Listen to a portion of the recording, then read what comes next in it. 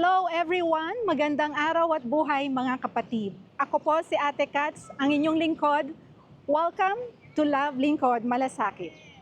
Today is a very special day and I'm so excited to share with you mga kapatid ang first episode ng ating Love Lingkod Malasakit. Isang pasasalamat at papuri para sa ating mga tricycle drivers na patuloy na lumalaban at naghahanap buhay para sa kanilang mga mahal sa buhay. 8 tricycle drivers ang napili natin sa araw na ito upang bigyan ng paunang tulong o biyaya mula sa Love Lingkod Malasakit. Among the 8 tricycle drivers, 2 po sa kanila ay naging malapit sa puso ko. Alamin natin ang kwento at kung sino sila. Nandito tayo ngayon along Pioneer Street, Mandaluyong Street. Isang karangalan at malaking pasasalamat ang makasama sa araw nito ang 2 mabuting tricycle drivers, si Mang Ondoy at si Mang Peter. Say hello po! Hello. Una ko nakilala si Mang Ondoy during the pandemic, way back 2020, no? Tama po, Ondoy? Early part of 2020. Siya po ay tiga Samar. Saan po kayo sa Samar? Bohol, ma'am.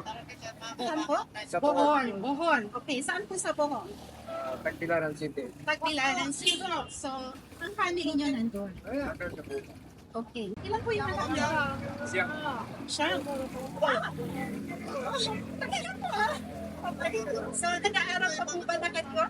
Hindi, yung tatlo na lang po. Tatlo na lang po. Okay. Ang wife niyo, plain housewife or nag-aaral po kayo? Malingkit. Sa palengke. Okay. Kumusta naman po silang? Medyo, minsan hindi maganda, minsan din. Talagang gano'n ang buhay. May ups and downs, no? Yan. Si Mang Pedring naman po ay tiga Mindanao. Saan sa Mindanao? Legal din ako. Surigao, ganun din. Okay. And siya po ay isang single parent.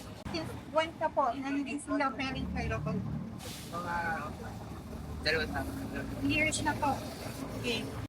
Kwento ko lang po, si Mang Ondoy po ay naging katuwang ko sa pagko-commute during the pandemic. And then, siya po yung nagsusundo sa akin, nakakatid, pabalik sa bahay for, hindi siya katagal din, tapos from Monday to Friday. So, walang palyayo. Sobrang na-appreciate ko yun, Mang Ondoy. Actually, napakalaking blessing niyo sa akin during those times kasi lahat tayo may pinagdadalan. And then, one day naman, napalitan ko mag-ondoy, umuwi ka ng Bohol. Oo, sa 14, ma'am. Oo. Sa So, 14. okay, bakit naman kayo umuwi ng probinsya? Ayun, ma'am. Reunion yun. So, given the situation po, syempre nawala kayo, nag-decide ako na humanap ng ibang tricycle driver. Kaya pag-ibig sa service natin. Doon ko naman nakilala sa mga office. Sa napakabaliit ng tricycle driver. At walang kumpay yun, no? Sinusundo niyo din ako pupunta sa office. Doon papalit sa bahay. So, thank you din. Pedring sa lahat na ulo. Sobrang na-appreciate ko din po kayo. Maingat si Mang Ondoy sa pagmamaneho. Ito, doblehin niya sa pag-iingat. Yung kanyang pagmamaneho. Pareho sila dito. Napakabait at talaga naman tunay na naipamanas nila na naipakita nila sa akin malasakit sa kanilang kapwa. Po, meron tayong mga dagdag na katanungan na gagawin para sa kaalaman ng ating mga viewers. Pedring, ilang taon na kayong magkakaroon buhay dito kayo? 22 na po. 20 years. So, ilang ang edad niyo ng time ngayon? 25. So, bata pa kayo nun. Si Mang Ondoy, nung nag-umpisa kayo as bicycle driver, magkano pamasahe mo? 7 pa pa. 7 pesos. Okay, 7 pesos. Tapos po, ano po bang schedule niyo sa pagbabiyahe? Ano, ma'am? Monday? Mula Monday to hanggang Linggo. Ganun po, mapasada kayo. Wala kayong pahinga. Wala na. Kasi Okay, kailangan ko ng tapos, buhay. Opo. Ano oras ang labas nyo para pumasada? 4 a.m. And then, ang balik nyo, pag-uwi. Pag uwi, ma'am, kakain lang. Tapos Kain balik. lang. balik ko naman. Hindi ba kayo napapagod masyado nun? Dapat may pahinga din kayo during weekend. Wala ma'am eh. Oo. Ayun dito. Si Ma'am Kathleen, ganun din po ba yung schedule? Ganun yung po. 5 to 9. Ngayon na kasi, pinakalima yun. Pati Sabado at Linggo, kailangan mo. Pinatawag ko na po. Dahil sa ilang Matanong ko naman po, sa hanap buhay ng pagiging tricycle rider, ano yung pinakamasaya? mahirap yung araw-araw na tubig.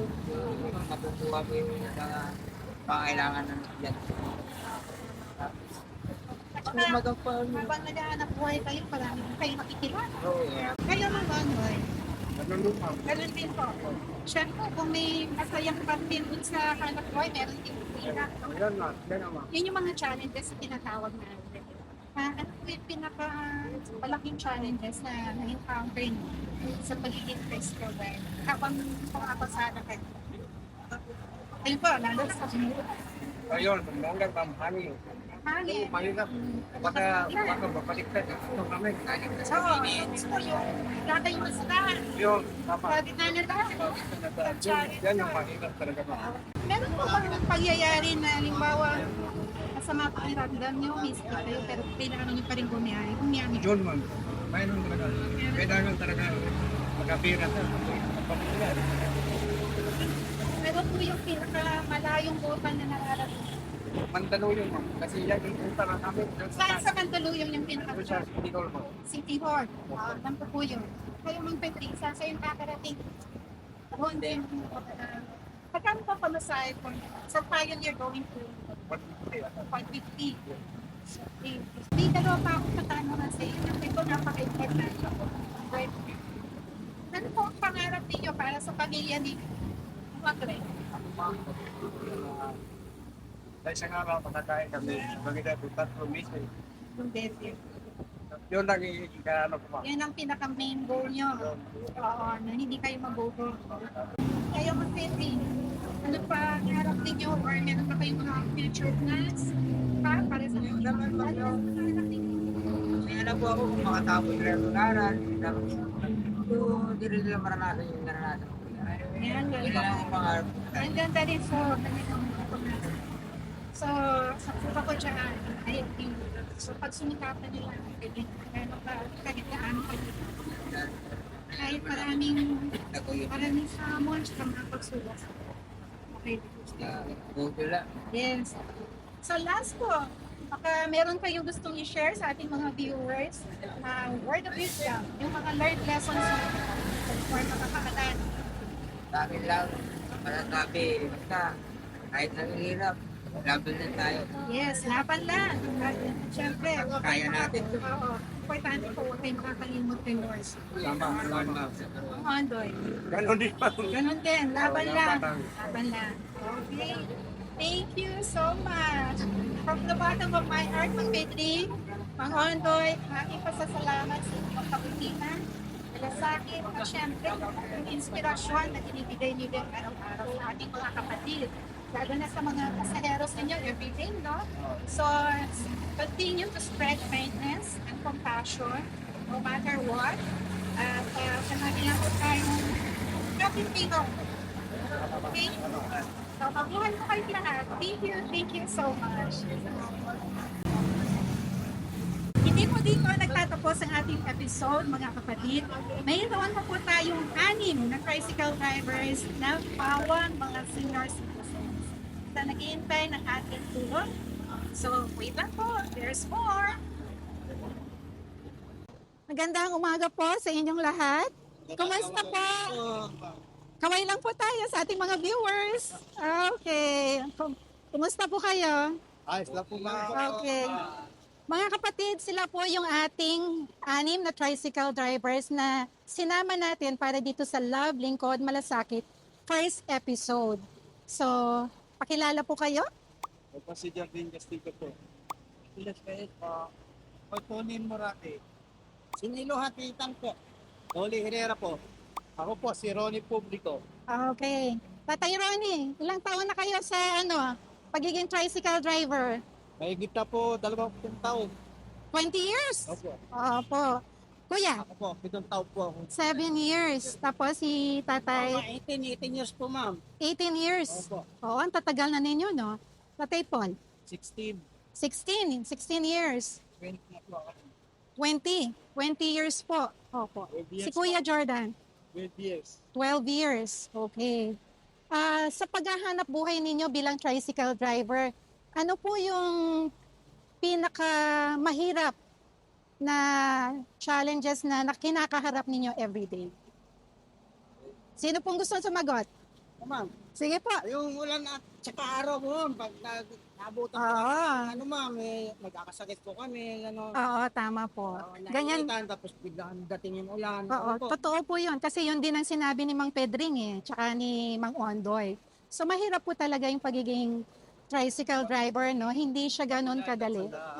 Lalo na sa edad ninyo. 'Di ba? Pero nakita ko naman malalakas pa kayo eh. Oo, tsaka parang ano po, no? Parang nandun pa rin yung fight spirit ninyo, no? Hindi kayo sumusuko. Okay. Boss pa rin, ma'am. Tama po yun. Tapos, kaya po ako nandito. Ako po si Ate Cats from Love Lingkod, Malasakit. Sinama ko po kayo dito para makapagbigay ako ng paunang biyaya o tulong sa inyo. So, meron po kayong eco bag, tapos meron din tayong cash gift. And then, ito po actually yung first episode. So, sana po, huwag kayong sumukot sa hamon tsaka pagsubok ng buhay, Ayun po talaga. Opo. Opo. At saka isang karangalan po na makilala ko kayong lahat ngayong araw na to. At sobrang nagpapasalamat ako kasi may mga tricycle driver tayo na tulad ninyo na nagbibigay ng kabutihan, inspirasyon, tsaka malasakit sa inyong sa ating mga kasaheros no, everyday, sa ating mga kapatid. Okay? So mabuhay po kayong lahat. Stay safe and healthy every day po. Okay? So see you po.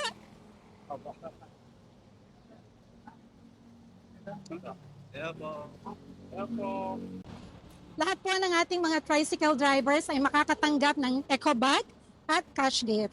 Dito sa eco bag, meron po siyang t-shirt, no? Magandang t-shirt. And then meron din pong towel. Pwede niyong gamitin everyday sa inyong biyahe. And of course, sinamahan ko po siya na, familiar kayo? Unilove Products by Jessic po, para sa lagnat at sakit ng ulo. And then meron din pong Enervon tablet, no? Pang-boost ng energy. Okay. So familiar kayo sa mga Unilove products po, no? Oo. Pag-alagang tunay, Unilove yan. Okay. So, bigyan ko na po kayo isa-isa. Ayan. Mang Ondoy, Salamat. Anthony, Tatay Ronnie. Tatay Pete, salamat po. Opo. Ay. Thank you. Okay. Cash gift. Okay, so nakalagay po dyan per envelope, no? Naka-red envelope po siya. Kagaya nito, basahin ko na lang po. Example yung kay Mang Ondoy. Dear Mang Ondoy, maraming salamat po. Always be a blessing to others. God bless you and your family. From Love, Lingkod, Malasakit. Ate Cats and family. So, Mang Ondoy. Salamat lang. Opo. Mang Pedring. Opo. Tatay Inyong. Ay, nagpumalit. Si Kuya Jordan. Tatay Paul. Salamat po. Si Tatay Tony. Maraming salamat. Tatay Nilo. Dito po. Nilo. Salamat po. Tatay Nick. And then, of course, si Tatay Ron. Salamat po. Okay. Sa inyong lahat, maraming salamat po. Patuloy kayong magbigay ng inspirasyon tsaka kabutihan sa ating mga kapatid po, ha? Huwag na huwag kayong susuko. Tapos po, sana pagpalain kayo, patbayan, at ingatan ang ating mahal na Panginoon. Sama na inyong mga panginoon. So, all of you, magbuhat kayong lahat. Thank you so much. God bless you. Salamat din po. Okay, kaway po. Salamat po. Salamat.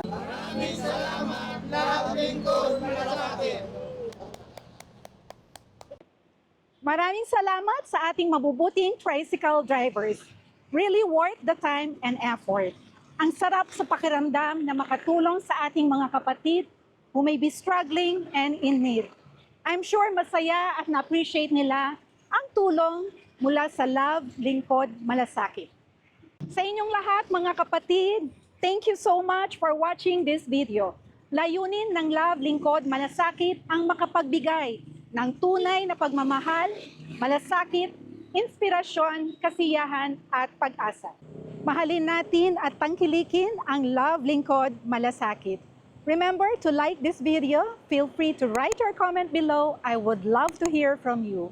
And of course, remember to share and subscribe. See you on my next video. Muli, ako po si Ate Katz, ang inyong lingkod. Ingat mga kapatid. I love you all. God bless us.